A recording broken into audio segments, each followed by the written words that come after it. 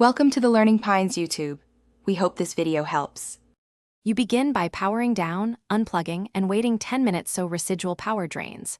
Once done, flip the console onto a soft surface and remove the base stand.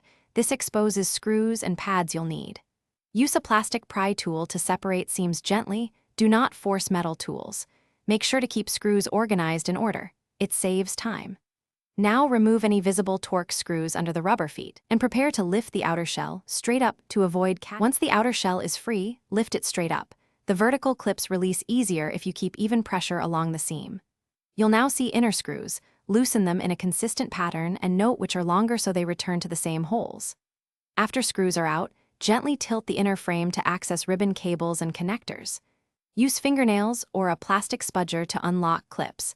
When disconnecting cables, pull at the connector, not the wire, so you avoid damage.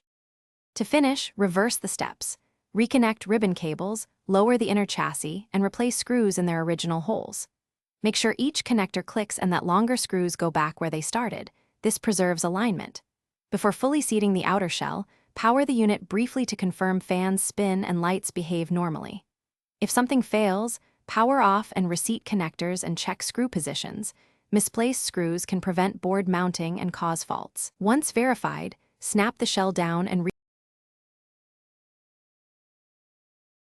Thanks for watching.